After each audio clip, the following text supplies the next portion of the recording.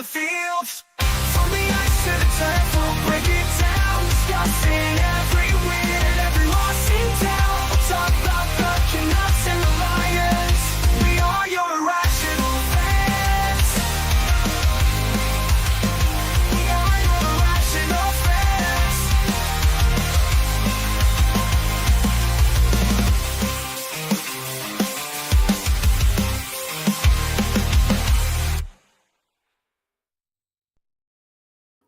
Ladies and gentlemen, welcome to episode 72 of the Hughes Sports Podcast. I am your host, of course, Jake Hughes, alongside the old man. Old man, how the hell are you doing tonight?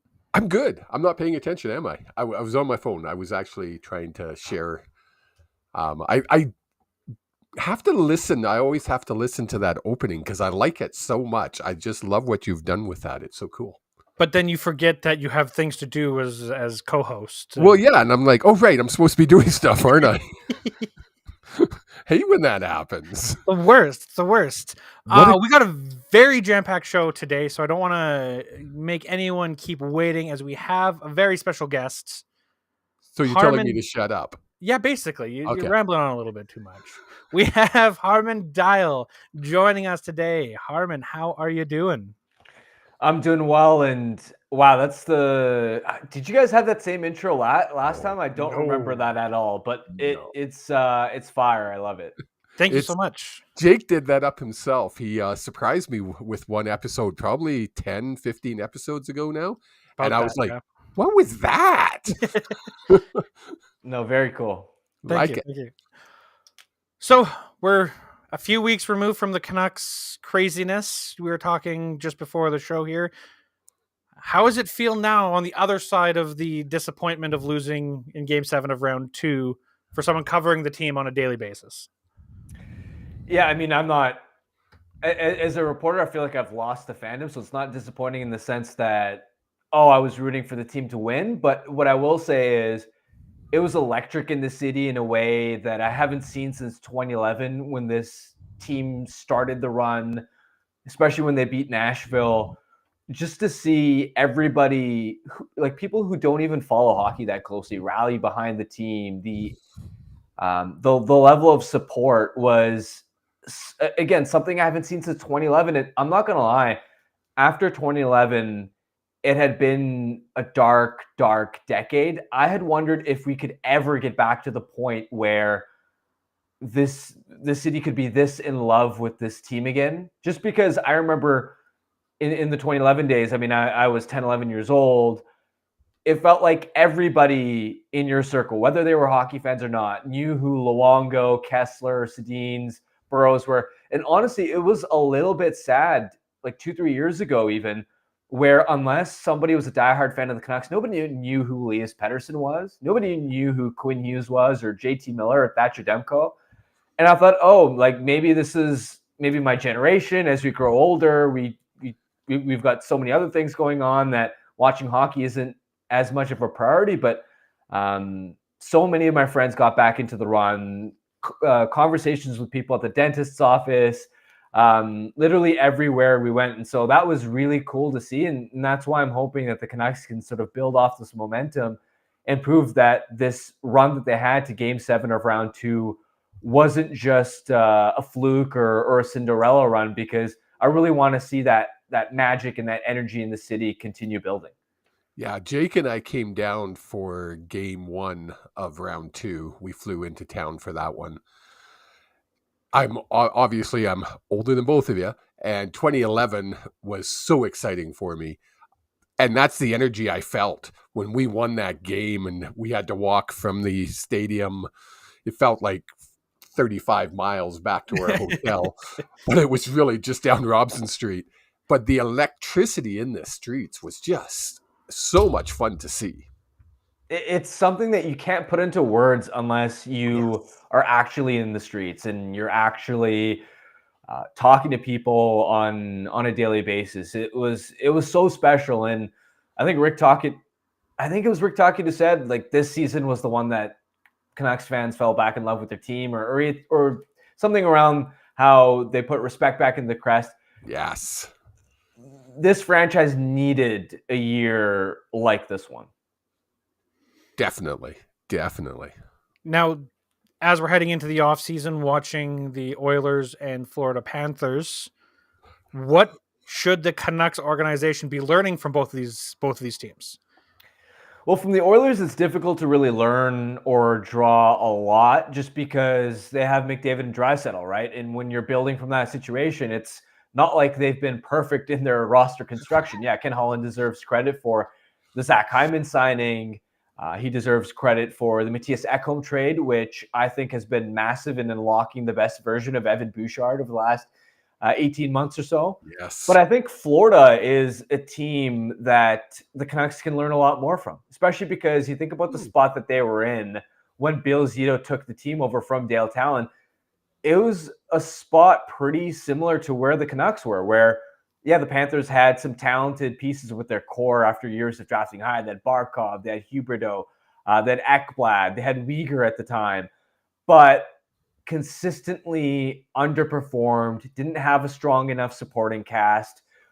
Their pro scouting under Dale Talon was abysmal. And to see the way that Bill Zito has turned the Panthers around, people will point to the no state income tax thing and say, oh, that's an unfair advantage. And sure, there is an advantage with that. But I think what people overlook is what the Panthers have done to find project players and elevate them into the absolute best versions of themselves. They take players that are at a certain level, and by the time they're in the middle or at the end of their Panthers tenure, they're infinitely better players. And that's how you garner value. That's how you win trades. That's how you win signings. Yes. So the Sam Bennett, for example, he was a bottom six winger at the time. Now he's a high-end second-line center. You look at Gustav Forsling. He is a top 10, 15 defenseman in the NHL today. He was picked up off waivers. Even further down their defense, looking at Brandon Montour, he's now at the level where he provides top pair value on the second pair for the Panthers. He had 73 points last season, has been a huge part of their success this year. Well, he was a sort of reclamation project defenseman from Buffalo. Buffalo had been the first ones to try to rehabilitate Montour and turn him into top four defender. They couldn't do it. The Panthers could. Even to look at Carter Verhaeghe. Carter Verhaeghe didn't have any track record of NHL success prior to signing with the Panthers. Now he's a guy that can pot 40 goals for you, right? So even down the lineup, but again on their blue line, Nico Mikkola was a third pair defender with the Blues, and even when he got to the Rangers, now he is somebody that can play defenseman minutes on their second pair and is such a steady force. Even Oliver Ekman-Larsson, they pick him up after a buyout. He, in the early part of the season, plays such a pivotal role on the top pair when Montour and Ekblad are out with injuries. Then he's able to settle into a third pair role where he's been crushing it, right? So that's what the Canucks should be studying, is how and why are the Panthers extracting so much value out of these players that weren't as successful in other NHL organizations. Well, and it's hopeful to see because, again, the Florida Panthers have been doing it the right way. They've taken their time. It's taken the Panthers years to get to this point. And hopefully the Canucks are looking at this the right way. And I think Rutherford, Alvin, they have a long-term plan for the organization. Coming into this offseason, there's a lot of holes on this team, but quite a bit of cap space. I think we're looking $26 million or so in cap space. What is the biggest need of this team? To me, it's to find another high-end top six winger, especially one for Elias Pettersson to play with. The Canucks only had one winger who scored more than 50 points this season in Brock Besser. That's not good enough to be a dynamic, explosive offense to genuinely go deep in the playoffs, because you're already kind of seeing it with Edmonton in this series so far. They run into an elite defensive team, right? And they played good defensive teams to get to the Stanley Cup final. They overcame LA, who defends well, Vancouver defends well, Dallas defends well. But the Panthers, statistically, especially with a lot of their proprietary analytics, are the best in the NHL at defending the slot and being a team that's difficult to generate offense against, you can't just rely on a few players to get the job done for you offensively. That's where, to me, you need to find more help on the wings. Elias Pettersson needs a star line mate, right? It feels like put it this way, it's crazy that they had to rely on Ilya Mikheyev as a running mate for Pettersson for as long as they did, because Mikheyev had 1 goal in his last 61 games combined between the regular season and playoffs. Like, it's almost hard to believe. How can you spend that much time with Elias Pettersson and only score 1 goal? And yet Rick Tocchet didn't have many other options that he could turn to, right? So to me, the top priority has to be finding another creative, dynamic top 6 forward, and hopefully somebody that can also help on the power play, because that was another area that I thought let this team down from the All-Star break right through to the second round of the playoffs. Do you have something, old man? You could tell I was going to say something. Yep. Is that? I always mess up his last name. Is it Netches? Natchez, yeah. Natchez. Is that the guy? Is that the fix? I know it's not going to be a 1-player fix, but will that give us what we need? Yeah, he's a player, of course, that you should be kicking tires on. He is creative. He's dynamic. He loves rushing the puck up the ice. He's somebody that can create offense on his own, which sometimes with wingers, you have to play them with other elite talent, and they're so reliant on that elite player to do all the heavy lifting on that line, and they're more of, say, a complimentary finisher. And so, yes, Natchez, I fully believe that he'd fit well with Pettersson, but he'd also be somebody that can drive play on his own, and so there'd be less of a burden on Pettersson to do all the heavy lifting. Whereas some top 6 wingers, yeah, they may be good scorers, but they're still going to be reliant on Pettersson to drive zone entries, to make passes into the slot, to be the one to draw the attention of opposing defenders. The other thing to keep in mind with Natchez is a lot of people will look at, okay, well, he had 71 points in 2022-23. Well, why did he drop to 53 points? You have to look at the deeper context. Number one, his power play time in Carolina fell by a minute per game. That's substantial. That's one of the reasons why Natchez isn't reportedly very happy in Carolina, is he feels he hasn't had enough opportunity. So right away you look at, all right, there was a dip in his power play opportunity.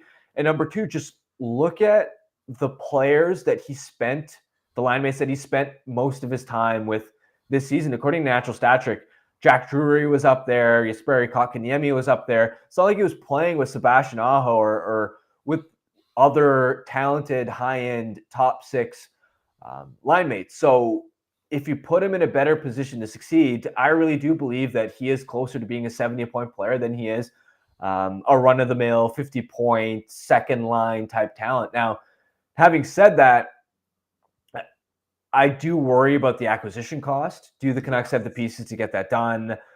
Would it require Höglander as a centerpiece and something else on top of that? I doubt they'd have interest in Filip Hronek, to be totally honest with you, just because they're an organization that doesn't like to overpay players on long-term contracts, and that's what Hronek could end up being.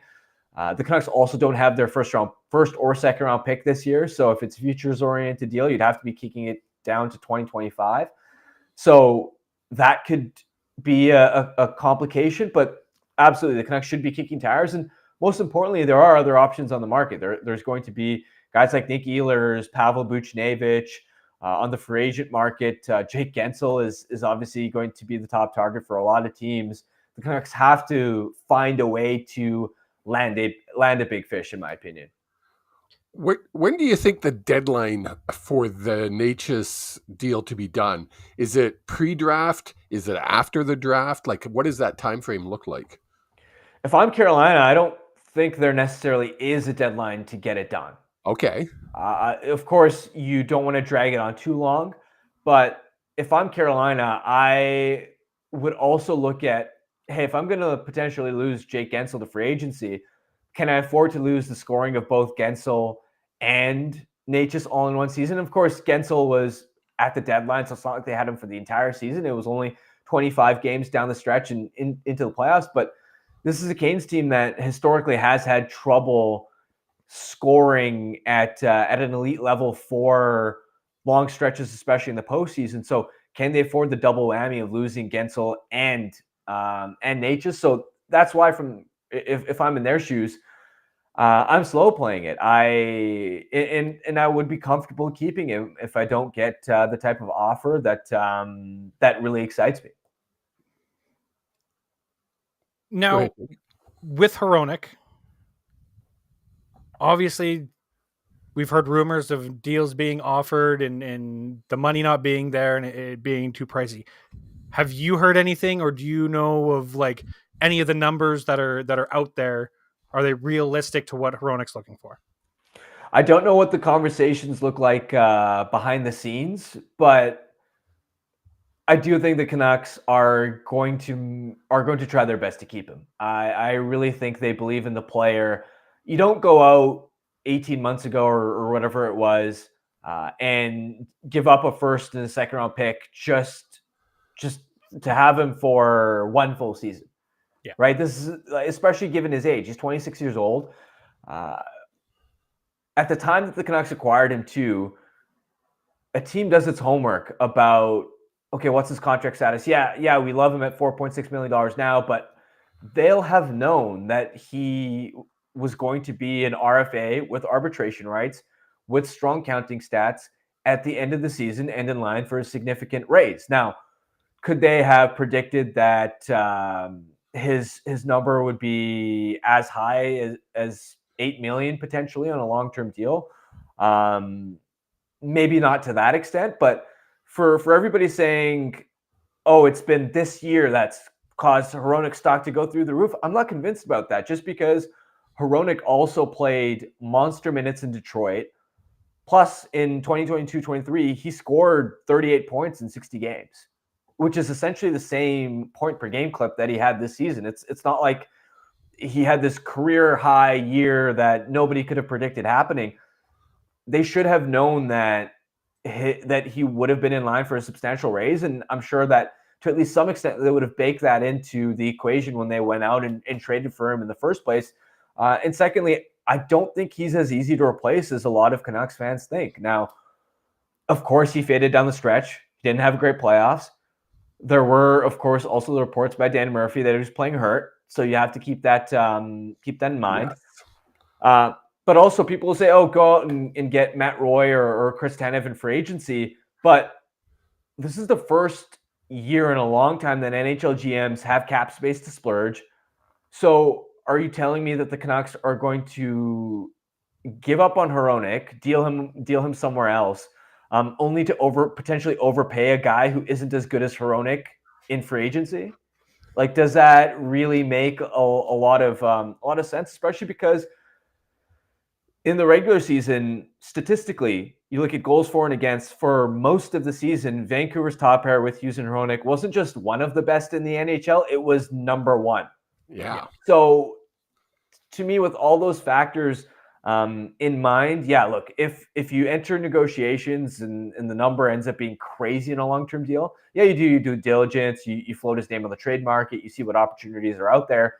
But it's tough to truly entertain moving him unless you're certain that you have a great backup plan for who you're going to partner with Quinn Hughes and make sure that Hughes can continue playing at a Norris level and not drop off next season. Yeah. Now you talked about this is the first season that kind of in probably 4 years that the GMs actually have play money. The cap's going up $4.5 million or so. There's also the big wild card of Utah coming into the league and having $40 million of cap space and assets galore, and an owner who, when he took over the Jazz, took them from a bottom half of the league in the NBA to a top half of the league literally that next season. Can you see even more, I wouldn't say overpayment, but just bigger contracts than people are expecting due to that Utah factor and the increased salary?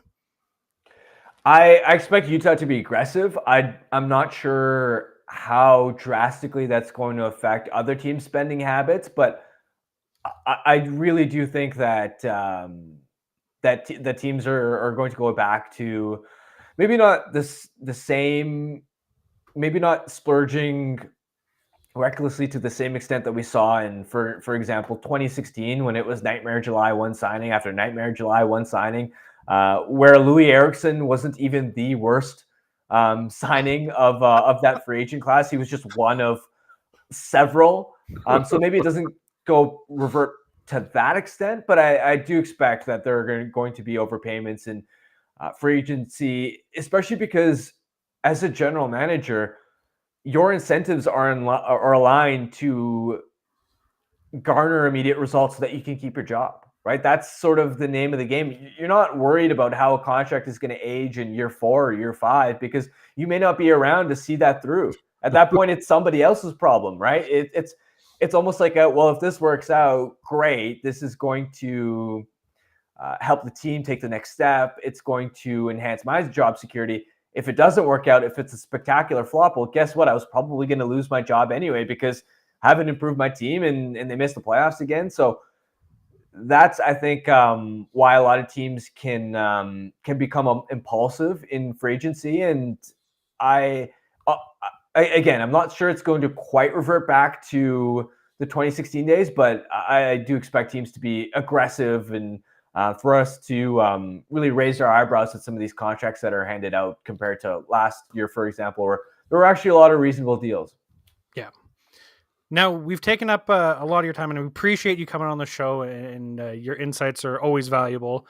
Up on The Athletic, you and Mr. Thomas Drance put together the top 10 list of Canucks prospects, excluding Artur Silovs, because I think that's almost a shoe-in to be back up for next year. Who on that list do you think is going to have a chance, or the best chance, of making the Canucks roster on opening day? It's a really good question. I mean, everybody wants to know about Lekkerimaki, right? I'll point out he's still 19 years old, right? He's one of the younger players of his draft class. I still think he needs time to marinate in Abbotsford. Sorry about that. I should have. That's okay. I don't know. I thought it was. I thought I had my phone silenced. Lekkerimaki, I think he needs more time. I would look at somebody like an Archie Bains, who is further along in his development. And even though he didn't look NHL ready this past season, he's been a late bloomer. He's shown steady year-over-year progress. If he takes another step in the summer, I could absolutely see him settling into a depth role. Aturatu is a player that I look at, where if he has a big summer, could he make an impact on the wing as a dark horse?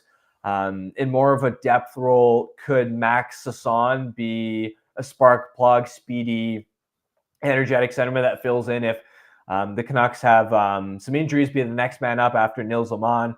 Those are some of the guys that come to mind, because again, Willander is going to go back for another year in the NCAA, and in the other Elias Pettersson is still really young and raw, and I expect him to need some time in Abbotsford as well. Amazing. Very cool.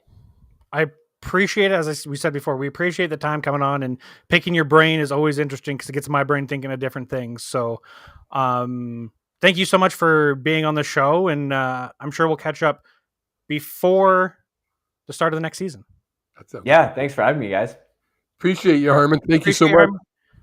If you guys want to continue to follow Harman, you can do so at The Athletic. He writes there, as well as on Canucks Convo, hosted on the Nation Network. But yes, I'll get that swapped over, old man. Don't worry. I was saying bye to Harman. I was like, he waved and I went like this. I thought you were pointing, and I was like, what are you? Yeah, I'm doing my reads. What a great guy, eh? Yeah. Just a wealth of information that I have a fraction of, and I wish I could speak as eloquently and write as nicely as he does. Well, and it's so cool because, like, you see him on TV now, and I read him in the papers. Is The Athletic associated with the New York Times? Because it always comes up together. Yes. So the New York Times bought The Athletic. Oh, okay. So, and then let's face it, we're this little piddly ass show that gets 50 to 100 viewers every week.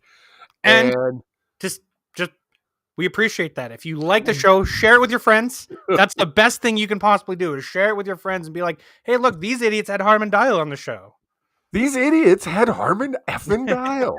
Like, come on. And I love when we get a guest like that where you can ask them a question and literally they could talk for 15 minutes. Yeah. And not be boring.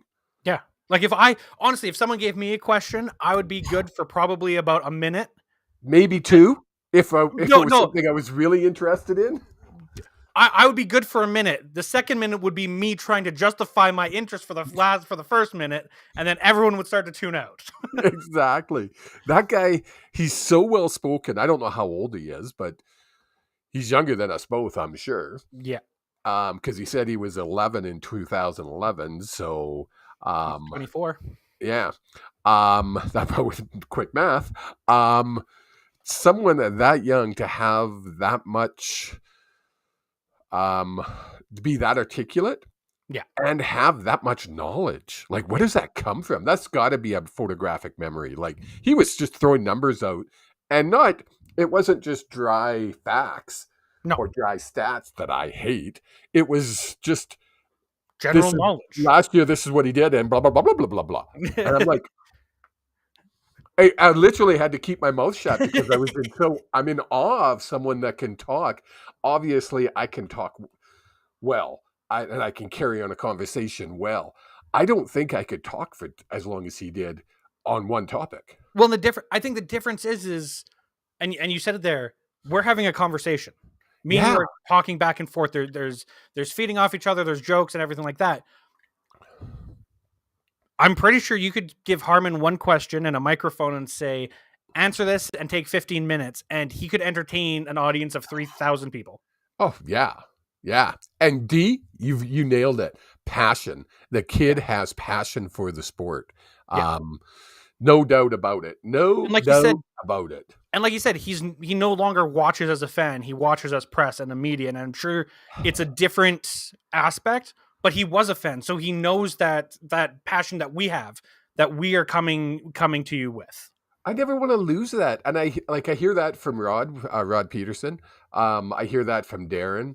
And now I hear it from Harman and actually we heard it from Jeff as well when we were down. Not Jeff Patterson. Matt Sakaris. Matt Sakaris, thank you. When we were down in Vancouver. And he says it's hard now because it's a business now and the fandom has taken a sideline to the business. Yeah. I never want to be like that because I'm such a huge fan. I just love it. And I think there's a difference because right now this is just a fan podcast. We make no money off of it. If anything, we lose money every single month by doing this podcast, which is fine. We? Yeah, I lose money too. You're the financial backer of this project, but I lose money too. You're the talent. I'm the financial backer. It's how you got the co-hosting job. I thought you knew this. Oh. The pennies that cost us to do this every week. Precisely. Yeah, just I don't know where I was going. I lost my train of thought completely. That's okay because I threw you a curveball. We touch on it very briefly, but I do want to talk about it. Despite the fact that you're unsure if we care about the Stanley Cup Finals, I do. I think it's been a really fun series. I have watched less than one game. I watched almost all of Game 2 and half of Game 1. The only reason I watched Game 2 was because I went to play poker down at Deerfoot in a casino here in Calgary, and they obviously had it on with the sound. So you were kind of They actually had the sound on. Yeah, they actually had the sound on. Oh, that's awesome.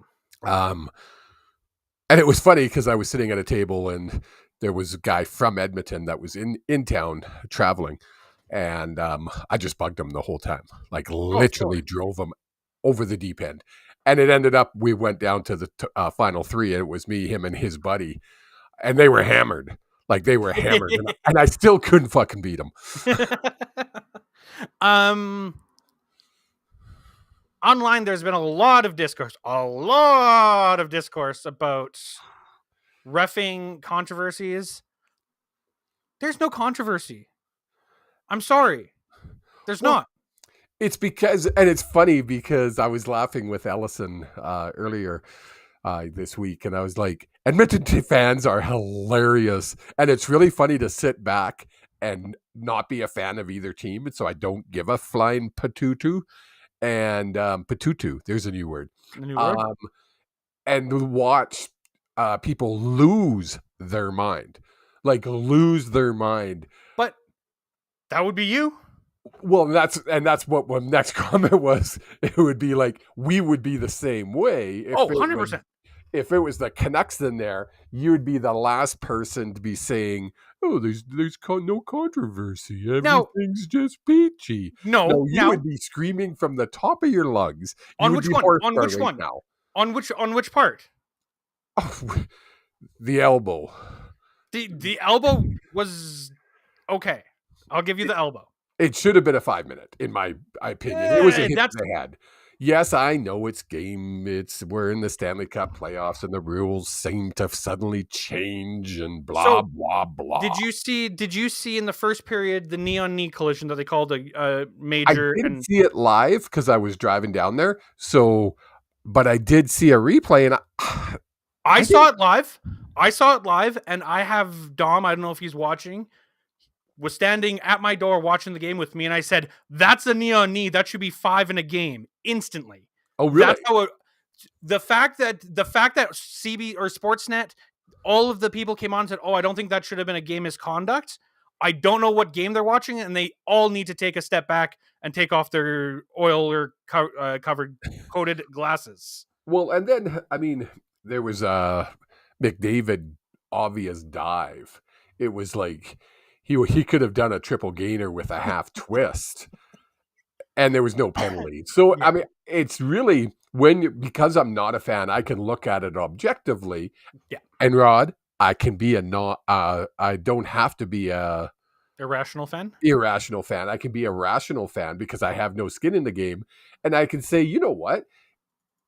It's not biased. It's not one way or the other. It's not Bettman trying to make sure a Canadian team doesn't win the cup. If I hear that one more time, I'm going to punch somebody in the throat.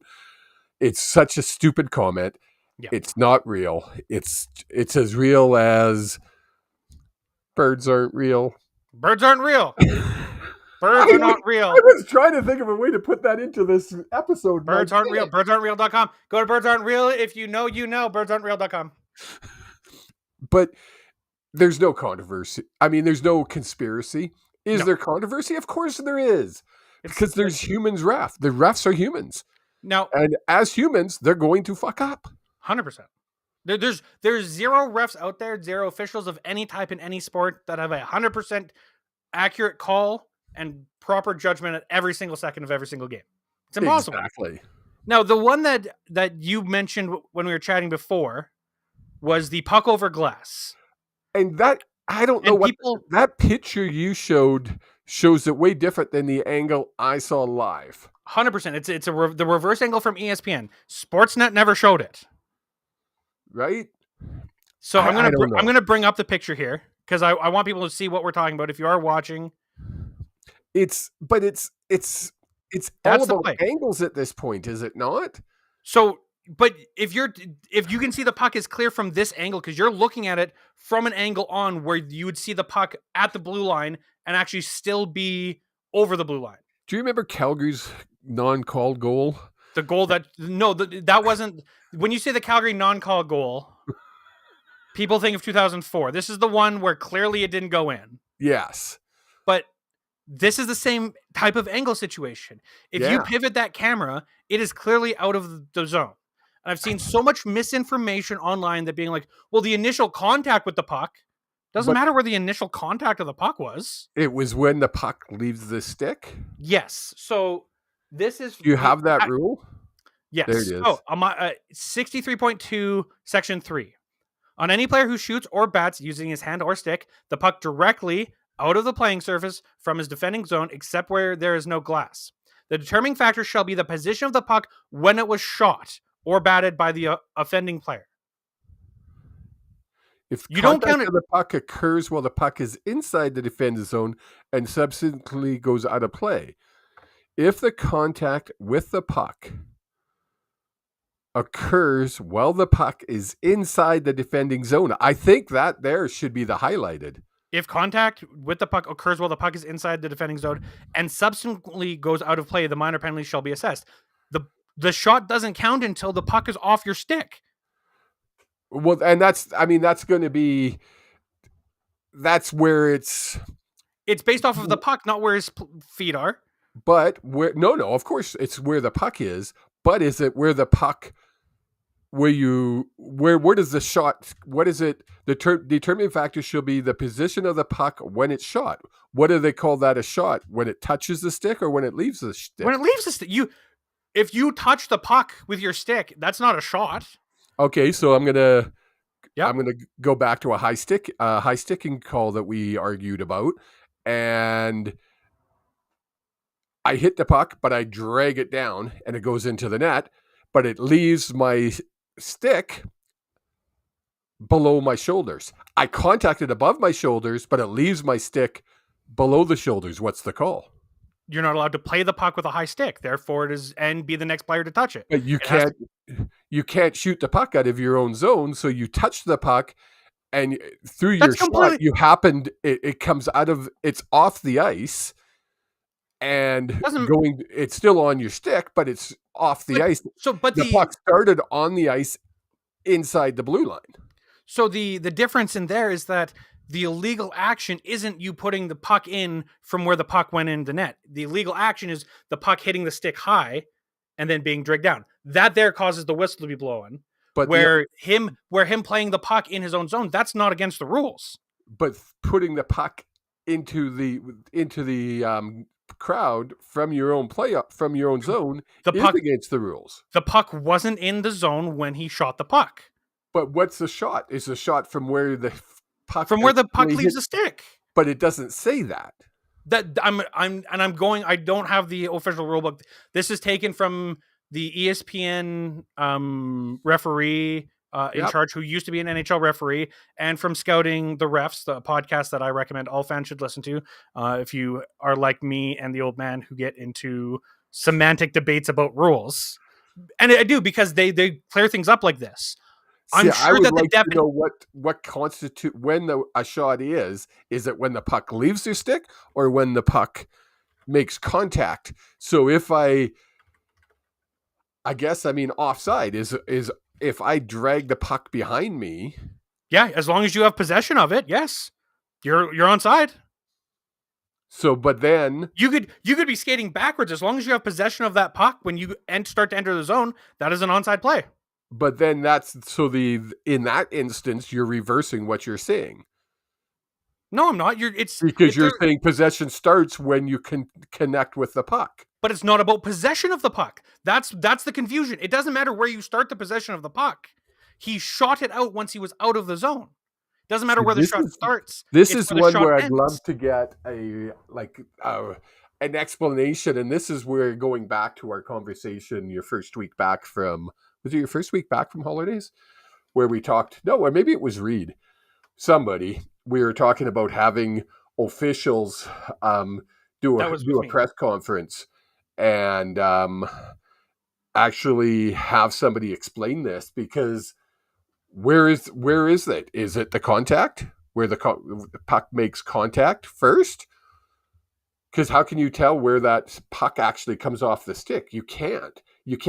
There's no definition or no definite proof that puck is still on touching his stick. From that angle, it's impossible to tell. Can you see the whole puck? Yeah. Is it on his stick? It's almost impossible to tell. Where did it leave the ice? I think that should be the telling part, is where that puck leaves the ice. If the puck leaves the ice inside your own blue zone, behind your own blue line, that's a penalty. So, player flips the puck up, bounces off your player's helmet, and goes out of bounds. No, because it says in the rules directly no deflection. Fair. Okay. No, right? That's fair. And that's, I guess, the controversy is what's the rule? Is the rule when the puck leaves the ice? Because the puck left the ice inside his blue line. It was But it's obvious. not. The wording of it is from the shot. The But shot what- by my definition of the shot, and the from the referees that have chimed in on it, the two that were on Twitter, a shot is when the puck leaves the stick, not the initial possession point. But if you show me that picture again, fire that picture back up. I'll need a second here because I started Googling if there was a definition of what a shot was. Yeah, I figured that's what you were doing. Do. See, now you can't tell, has he already flipped it? Clearly not, because the puck's still on a stick. Well, you can't tell if that puck's on his stick from that angle. That puck could have left his stick and be on the trajectory up. You can't tell from that angle. It's a still shot. It's a still shot, but from the still shot, it looks like the puck is still right up against the stick. Say those words again. It appears to be. And if you don't know, you can't call it. And this would be where I say, you want to stop all the confusion? These conversations? Go upstairs. Just have a quick review. But then it would have taken a few minutes. It would have taken a few seconds because if that's the ruling, is that a shot is from the point of the puck leaving the stick, then it would have been, no, you made the right call. Okay, bye. Click. Yes, but they didn't. Now Edmonton fans have every right to be upset about it. Just like if it was you and I, we'd be, don't lie, if that was you and I, 100%. we would have been losing our left and right nut. However, and freaking Ellison and D out, they both would have held hands and left, and we would have been left alone, homeless. But, well, you would have been homeless. I would have been fine. But this comes out. I find Scouting the Refs posts that we still have this conversation, I think. I still think that based off of the definition, even though at the time of the game, 100%, I'm irrational. What the fuck are you doing, refs? Yeah. After that comes out, it's like, okay, clearly that's the call. That's the way that the refs interpret the rule. But we didn't hear from the refs. We heard from... Well, we heard from ESPN. We heard from podcasters. No, we heard from the official rule analysis who used to be an NHL official for ESPN. Used to be, I mean, they could put him on TV and call him an analyst. You know what I mean? What we need to do is hear from the NHL on why that call was made, and who made the call and why he made that call. No, you do not need to. You do not need to say who made the call. You already know the refs on the ice. Yeah. But we need to know the interpretation. We need to know, and if that would have been talked about that night, this isn't a story. Exactly. Look over. Yes, look at the chat. Correct. She's never wrong. Don't tell her that. Hold it. No, just don't even try to go. Done. Fans can have their point of view, and as we just talked about, fans can be wrong. Is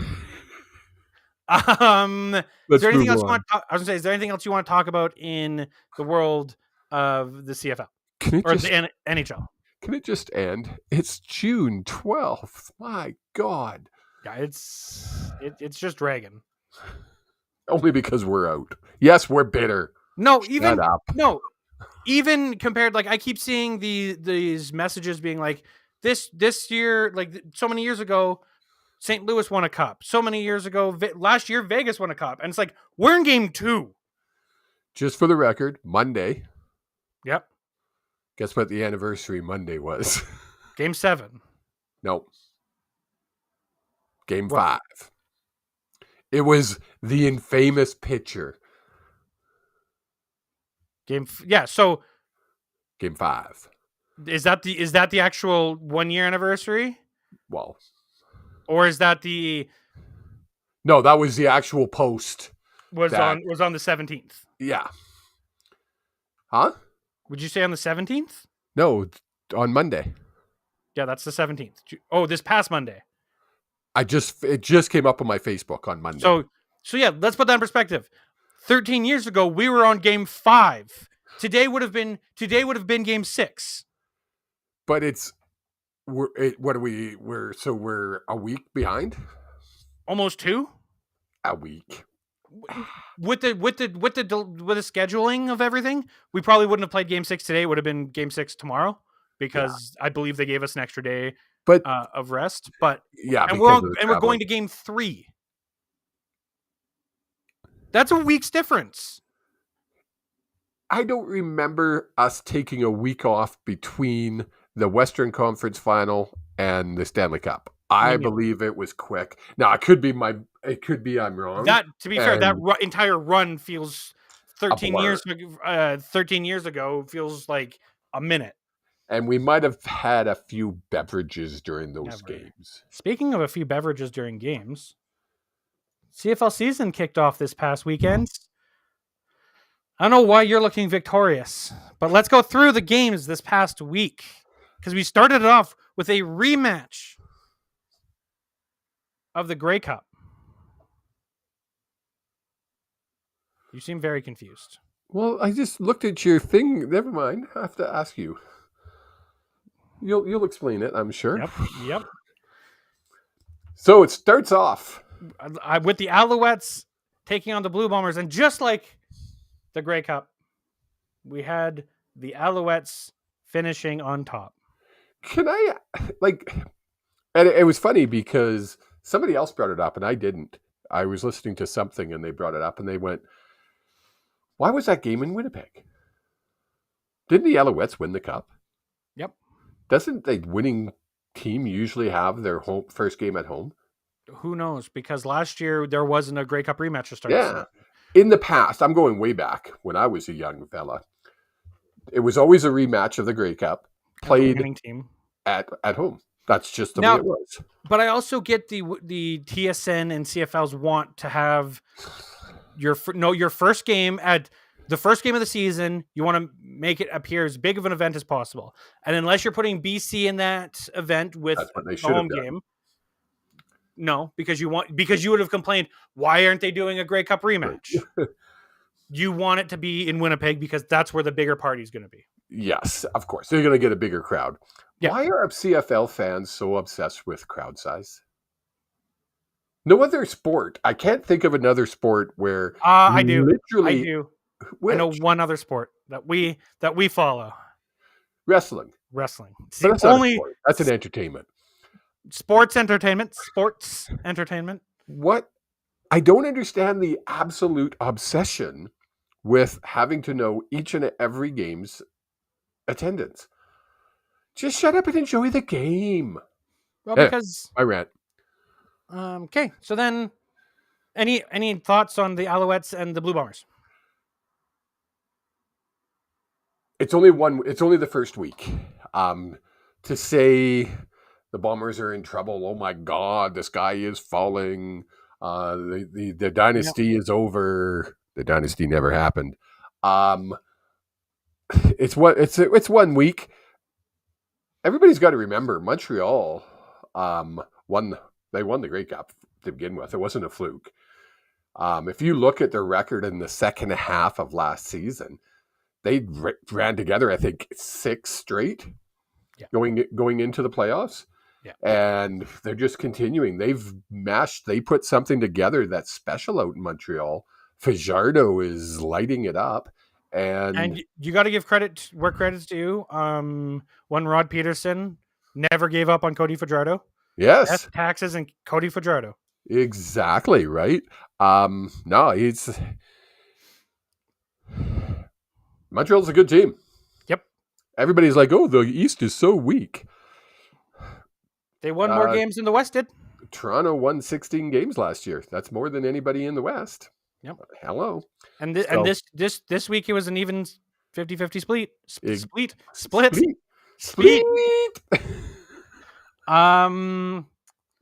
My biggest concern for the Blue Bombers is coming into this next week without Lawler. Yeah. Who's out, and Oliveira has not been practicing. Oh, really? Oh, that could hurt. 2 of their bigger threats could be out in taking on the Ottawa Redblacks. But their kicker whined enough, and they took the chip out of the ball because, that's why he missed all those kicks. I'm not saying it's not true. I've heard from other kickers who have said it does definitely affect, only in a field goal application, it only affects the ball because you're doing with a field goal, your ball's going End over end over end. With a punt, your ball's spiraling and it doesn't affect it the same way. However, I did notice there was a couple punts that had some really wonky, not just hang time, but the off of the foot, it looked awkward. All I can say is, kid, you better make every single kick in your next game, or you were going to be the roast of the CFL. Now, in all fairness to him, when the NHL put the chips in the pucks the first year it happened, it was the exact same complaint. You can't shoot the puck properly. So I'm sure it throws things off. Well, I meant to bring my football up so I could show you. They don't put the chip inside. What they've done is where the laces are, they've put it in underneath the laces. So if you're not expecting that, because I don't think it was announced until just before the season started. Well, there's no way to adjust for it either. There is a way to adjust for it. Once you get a few kicks with it, you're going to be used to it. I don't know. I mean, if you've been kicking for your whole career, because now kicking is a literal specialty. Yep. Well, that's to not a always certain degree. Yep. You're not going to change your style that much. I think taking it out is the right move. I love that the CFL stepped in after game one and made that decision right away. Good call. I don't give them a lot of credit, but I'll give them credit for that. Yep. Then we move on to the Hamilton Tiger Cats taking on the Calgary Stampeders, and talking about field goals until like the fourth quarter. This was basically just a field goal fest. Yes. Paredes. Wow. Yep. Like just wow. There was a 52-yarder that he kicked. I swear it could have gone 65 or more. It had the height, and it almost cleared the end zone. Yeah. It was impressive. How deep is our end zone? 10 yards? 20, 15? Whatever it is. So it's 20, I think. No, I don't think it's that deep. 15. I don't think it's that deep. It's the NFL. The NFL's is 10 yards, ours is 15. Yeah. What and it didn't clear it, but it almost cleared it.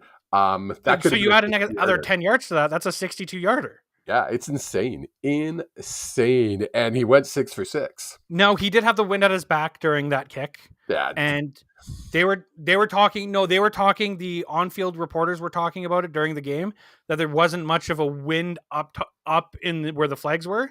Yeah. But down there was gusts of wind that were, because being at McMahon. In that stadium, I mean, we used to sit low and you would feel like you'd be looking at the flags going, has that flag weighted? Because I'm being blown over here. Yeah. So, right? Bo Levi.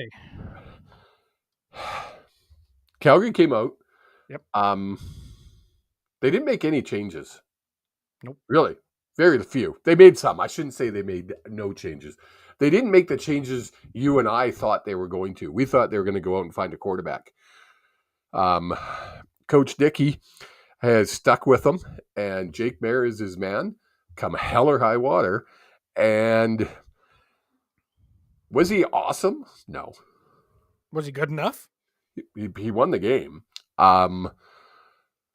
Out of the two quarterbacks, which one did I like watching? Which one impressed me the most? You're going to be shocked when I say this, but Bo Levi. I 100% agree. He ran. He actually ran, folks. Like, he used those things God gave him. And not just that, but he made contact with people. And he ran for lots of yards. Like, he was the second leading rusher, I believe it was, or third leading rusher. Like, I was like, what the hell's Bo doing? It was insane. I think the CFL better watch out. If Bo stays healthy and gets his swagger back, which is his confidence, he could light this up again. Yeah. Right? But Calgary won and I'm not trying to take anything away from Calgary's win. They battled for it. and they deserve the win. So good on them. You're looking up both stats? 36 yards in 3 runs. Yeah. I mean, that's a first down every run. 12 yards per run. Yeah, right? It's like, holy. So, no, I was actually very impressed with both teams, but then I also had to put on the perspective, and I messaged you about this or talked about it with you afterwards, is did both those teams look good because they were playing each other, or were they both good teams? And it's hard to know because it's this early in the season. It's one game. Like, let's not get excited. And talking about that, let's move to Saturday's game, because this is the exact same conversation you can have, is the Rough Riders and the Elks. Both teams looked good. Yeah, Elks. I'll be honest, I didn't watch the game live. I had other things happening. I was actually during the game. I was actually at McMahon doing other officiating duties for. Yes, but I watched the highlights of it, and once again, the Elks found a way to lose. They really did. They were up. Yep. They had this game in hand going into the fourth quarter, and gave it away. 21 points in the fourth quarter. Yeah, that's how many. That's literally all the points Edmonton scored. They gave up in the fourth quarter to the Riders. How did we end up two absolute diehard Lion fans, and we're both, our girlfriends are Stamps fans? We don't know how that happens. I don't know. Living in Calgary really kind of throws things for a loop in that aspect. Yeah, I guess so.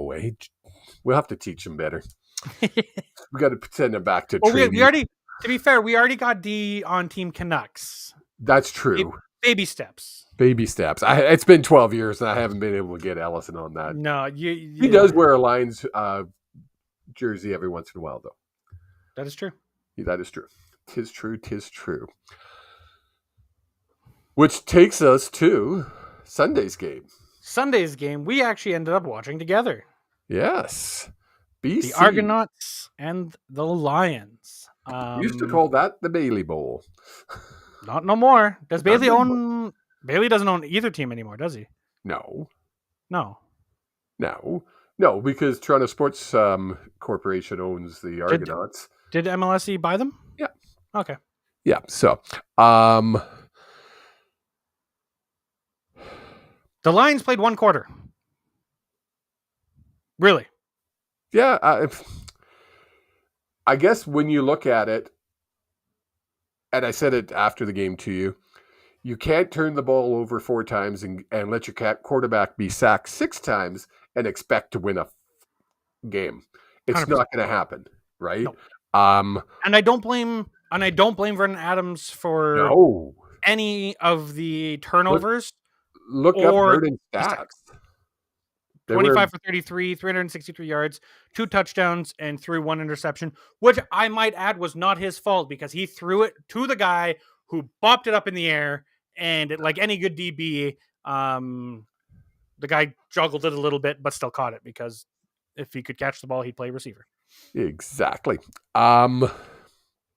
What's the problem in BC? Obviously, we cover the whole entire CFL. We talk about all the teams. I focus on my team. What is the biggest issue for the BC Lions this year? Same thing as it was last year. It's the offensive line. It's the ends. We needed to go out and get an end, and we didn't do it. You look at every sack. I went back and I watched the highlights of every sack, and they didn't come up the middle. Not once. They went around. Not once. And it went around. Will it be addressed? I know when we got our offensive line coach last year, he made them change their stance just a little. Do you remember? Was that last year or the year before? I don't remember, to be completely honest. I remember the story. Maybe he has to go back and get him to do it again because, gosh dang it. Now, we were playing a determined Argos team. Yes. They got a lot of drama happening over in Toronto. What? They're playing second fiddle. They'll always play second fiddle in sports. Third fiddle, fourth fiddle, maybe even. We could drop them down. I would say fourth. Because you got the Raptors. got the No. Raptors, I would put them 5th. because you got the Blue Jays, the Raptors, you got the Leafs. Maple Leafs, you got TFC, Yeah. who actually on average draws more attendance than the Argos do. So And then you've got the Argos. literally, and then have put in the controversy that they went through that we're not going to get into again, because we've talked about it till the cows came home. Yep. It's Now they there's were also determined. there's the also Lions the didn't- question. The Lions didn't answer the freaking bell. They woke up in the second quarter. They scored Yep. 20 points in the second quarter, Mm-hmm. and then thought, "Oh, we've got the lead. It's Toronto without Chad Kelly. We can win this." Does this show how good of a team Toronto is? That everyone can just, Toronto's just, they only have Chad Kelly. That Dukes did not play that well. Dukes played good. He did not play great, No, he only had 200 and some odd yards. but it was enough to get the win. Offense. Huh? But it was enough to get the win. It was So how enough can to you? get the win. He's going to be, because he's built for the CFL. Let's face it. He's built. He's quick. He's about 4 inches too short to be a starter in the CFL or in the NFL. Exactly. And he's got legs, and Yep. that's what you want. And he's got a freaking rocket and a half as an arm. So give this kid an opportunity. He's going to be a superstar. He's got 8 games to prove it. Right. Well, and it really shows. Like, yes, Kelly will be missed. Yeah. But they have enough stopgaps that they can make this work. Yeah, I think so. I don't think they're going to miss Kelly. I don't think Kelly's coming back this year. I think he's done his career. To be honest, he has to go through so many things before he's allowed to come back, and he hasn't admitted there's an issue. Until he admits there's an issue and wants to get help, he's not going to get help. Nope. I hope he does, because I'd like to see him come back, and I love watching a good quarterback throw a CFL ball. So you never know. You never know. You never know. But until that happens, I don't think there's much reason to talk about Kelly anymore. No, exactly. I agree. Carry on.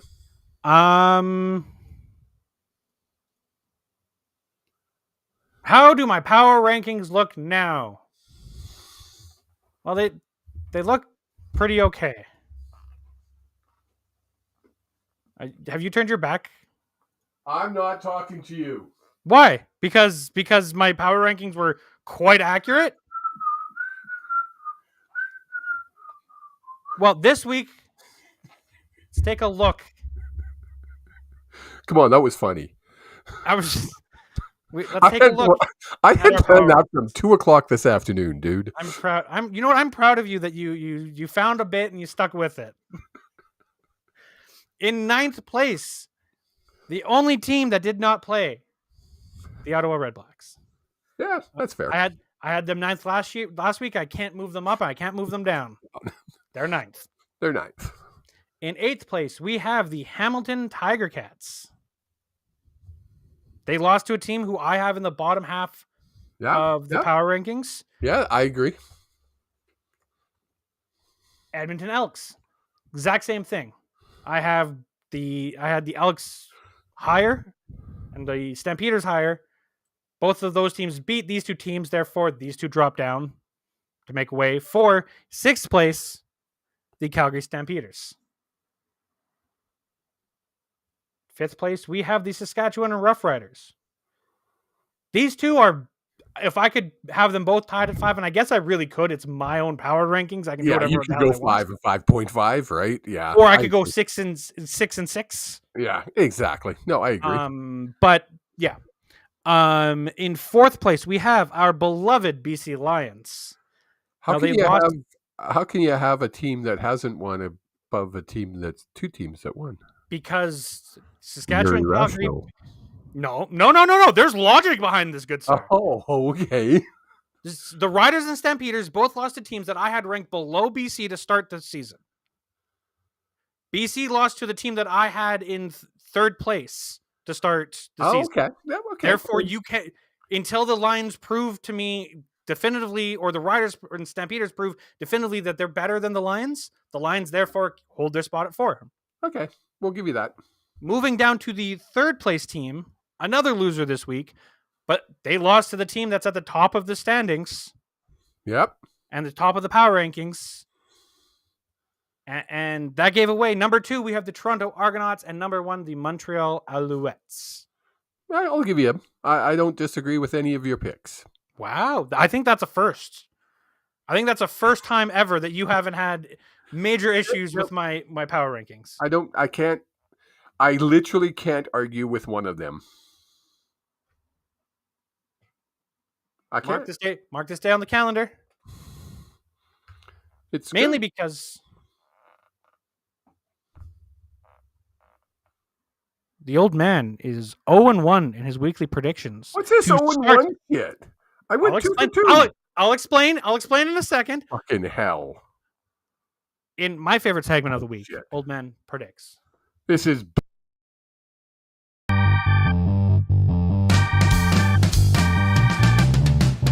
It's time for the Old Man Predictions. How well did he do? Do-do-da. Do-dee-do. I want an official review. Right, ladies and gentlemen. Old Man Predicts. You can see down below, Old Man, you are officially 2 Throwing and a flag. 2.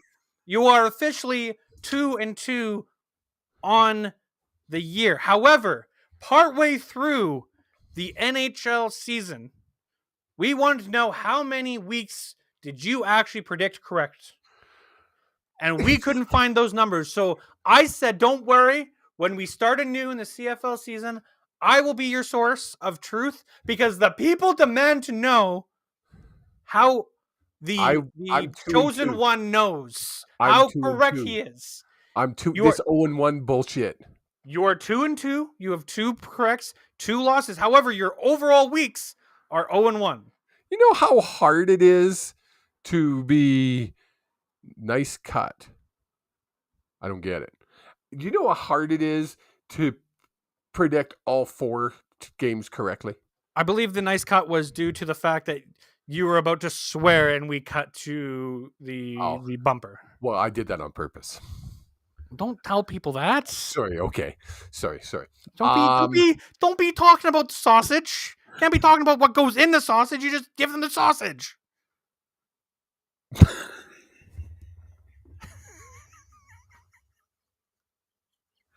I broke him. What the hell are you talking about? The podcast is like a sausage, right? You present it to people. You present it to people. There's all sorts of weird goopiness in there. We don't talk about it, but people like eating the sausage. They put it in their mouth.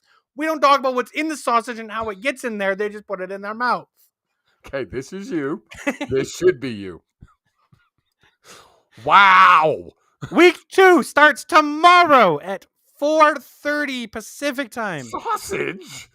With the Winnipeg Blue Bombers heading into the Ottawa Red Blacks. Easy pick, Winnipeg. I really want Drew Brown to prove that he was better than the Winnipeg team himself. I want it to happen. I don't think it will happen. I was going to say, are you actually taking the Red Blacks? No, I don't make predictions here. Going into Friday, we have the Montreal Alouettes heading into Edmonton to take on the Elks.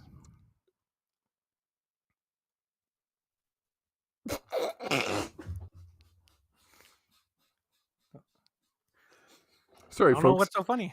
Yeah, I know what's so funny. We're not talking about it. Don't talk about the sausage. Montreal. I think, I think that's the pick. And then going in to Saturday, the big game, 4 p.m. start in BC. And contrary to certain articles on 3 Down Nation, I've already, not even a joke, emailed them to let them know that they screwed up. It is an opening day or opening concert from 50 Cent, not a halftime concert from 50 Cent. Thank you. There's been multiple confusing reports on this. It is an opening concert. On the website, it's opening before kickoff concert. They will probably start at 2 o'clock, I would think. Maybe 2:30. I'm not sure what time the concert starts. I don't know what time the concert starts either, but the game itself starts at 4 p.m. Pacific time, taking on the Stampeders. 50 3,000 plus fans in attendance. So excited to see this one. Are you coming out for this one? Yeah, you're coming out. We're doing dinner and we're going to party. Remember? It was a 50-cent party. Don't tell me no. I got it all planned. Is everything going to cost 50 cents? Because then I'm in. Exactly. At the rate of inflation, I'm in. I'm obviously taking the Lions. I cannot not take my Lions, but I think that's an easy bet as well. Take it to the bank. And then we have Sunday, the Saskatchewan Roughriders taking on the Hamilton Tiger Cats. Now, this is a contest that I'm actually really excited for. I think the game of the week clearly as BC Lions fans, and with all the big hoofla-fla for the home opener. The what? The hoofla-fla. Hoofla-fla. For the home opener, the Stampeders and Lions should be the game of the week for the CFL, and that's why it's on the Saturday. There's a reason they do things, folks. But I think the Roughriders Ticats will really put into perspective the pecking order of these teams. Yes, I think this one. You know what this one is? Do you know what it is? Ooh, are we getting our firsts? This one. Do you want? I can click it on. I can't find it. I have it here. Don't worry. This one is a coin toss. I still can't believe I made that while we were on the air. On my pick'em, I've taken the Riders, but I could see either one. So this is going to be a tough one. I'll stick with the Riders. But if Bo comes out and is as hot as he looked and as good as the confidence he had, this could go the other way, because if you go back to that game and you look, there was probably 3 passes that their receivers totally just messed up. There's a handful, like literally there's one that it hit him square in the hands and he let it through. Yes. You can't be doing that, especially when you've got someone like Bo who you're trying to get his confidence back. Well, exactly. Right? So I'll take the Riders on this one. Going into week 2, the old man has predicted the Bombers, the Alouettes, the Lions, and the Riders. Let's go Riders. After that, you need to wash your mouth out. But we have taken enough of your time out here. The old man's choking on the dirty green Riders. Follow us on Twitter, Facebook, Instagram at HSP_pod. You can follow me personally at JEH Streams. That's J Streams. You can follow the old man at OldManHSP on Twitter. Do you have anything else you want to plug there, old man? Yes, I do. I want to plug. As most of you know, I have made a career move months ago, and I am now working with Rangeland RV. And if you are interested in getting an RV, and you're looking this year, now is the time. Till June 28th, our normal interest rates is 8.99. We are clearing out all our 2023 stock. They all went on sale. Not only did we reduce the prices on them, we've lowered our interest rate to 2.99%. If you're in the market for an RV, PM me. I'll give you all the details on that. rangelandrv.ca or .com. That's the place to go. I will also put in the description of the YouTube video, if you're watching this after the fact, or in the podcast description, a link right to the old man's Twitter, so you can DM him directly. Yes. You can also DM the show on Facebook. You can DM us on Twitter. We'll be able to get you in contact with the old man to get you a brand new RV trailer. What's that thing? What's the thing I'm thinking of? The little thing that goes pop-up tent. It's called a pop-up tent because it goes pop. I figured it out, folks. We got words. It's called a tent trailer, but that's okay. See, I don't even know what I'm talking about. But you know what I do know? You do know what I do know. What do you know? I know that you know that I know that next week we'll be right back here with a brand new episode of the Hughes Sports Podcast. Have yourselves a wonderful week. Mwah.